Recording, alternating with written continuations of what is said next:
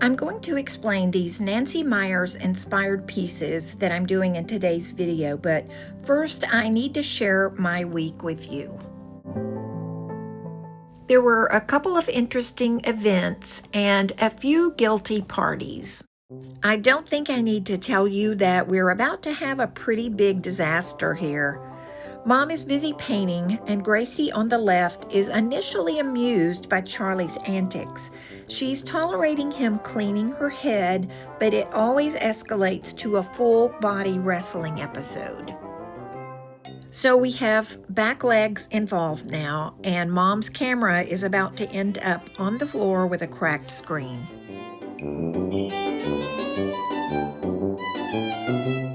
Sorry, Mom.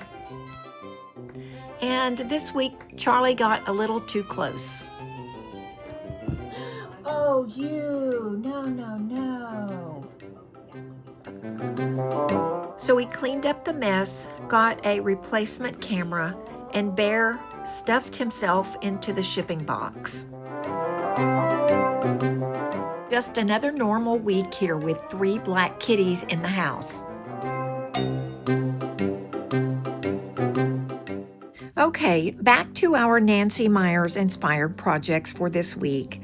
As you may know, Nancy Meyers' decorating style is a look created by Beth Rubino for Nancy Meyers movies on many of those family-centered comedies popular for the last few decades. These homes have a traditional timeless style using pastel colors, soft lighting, open shelving, soft textures, and a little blend of cottage and coastal style. These are the things that inspired my thrift flip projects this week, so let me show you how I accomplished this. I'm going to make over these items in the background. Wooden elements are a central theme in Beth Meyers' style, and these 2 wooden risers were a quick restoration. After removing tags and sanding these smooth, I added beeswax to protect the finish. This beeswax from Sweet Pickens is a recent discovery, and not only is it food safe, but it also has a nice lemony scent.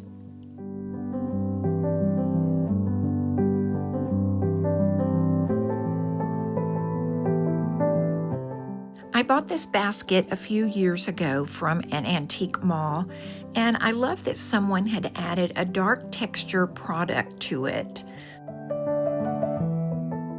However, I had a hard time incorporating the yellow color into my decor. I'm using Paint Couture's color Driftwood just to cover the yellow.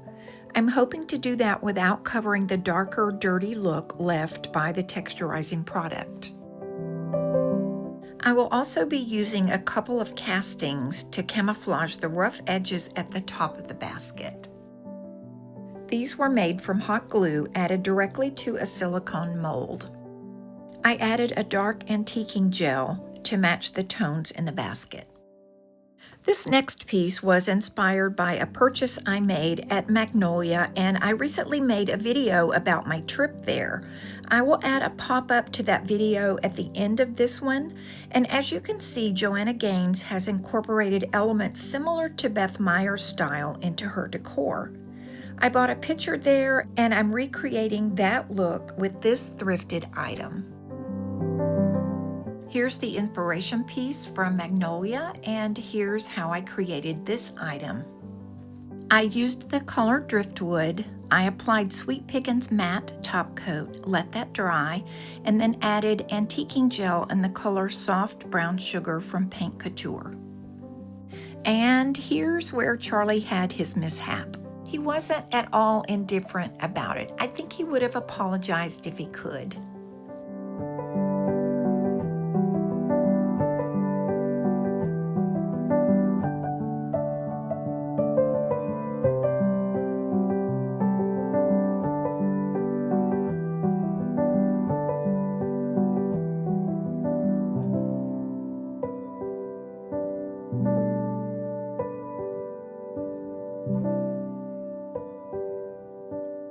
This next project will include several fun things I made with the help of a new crafting tool. First, I'm using paint and antiquing gel on this thrifted frame.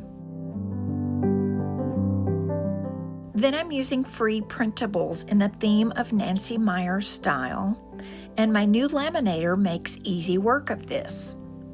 You can find free uncopyrighted prints by searching public domain sites online. I will add the link to the one I used below.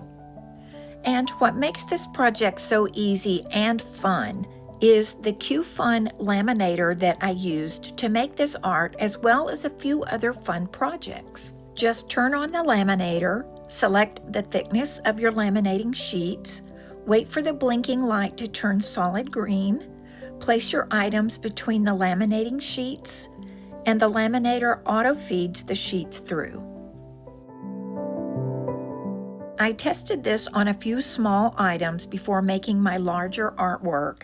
In addition to practical things like laminating my Medicare card and my car insurance card, I made these fun tags. The laminator includes a paper cutter and a hole punch, a corner trimming tool, along with an extra cutting blade and binder rings. These accessories can be stored inside the lid. It comes with laminating sheets of different sizes, so you are ready to go. This tool allowed me to laminate printed art, which gave me two huge benefits. One is it removed the risk of smearing the printed art, which is always a risk with decoupage medium.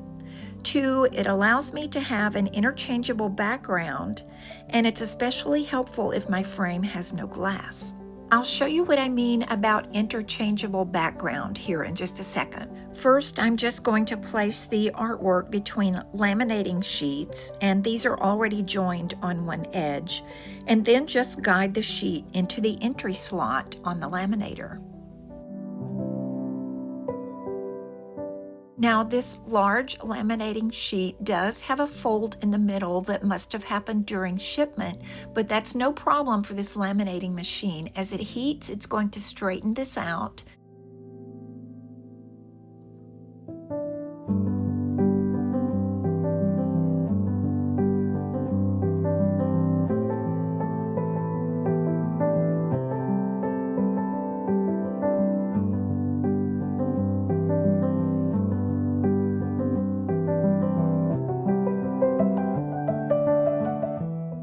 Here's how these may look if I put a white or ivory paper behind the print and into the frame.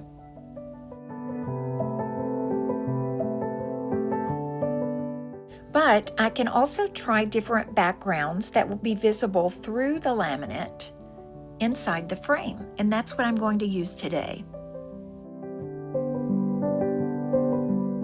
I will have a link to this QFUN Laminator in my description below, and it can be purchased on Amazon, which is where this link will take you.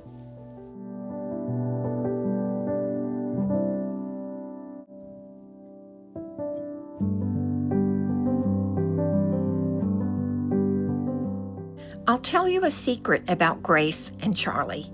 They love watching an RV channel. I caught them in the act, and I'll tell you who it is.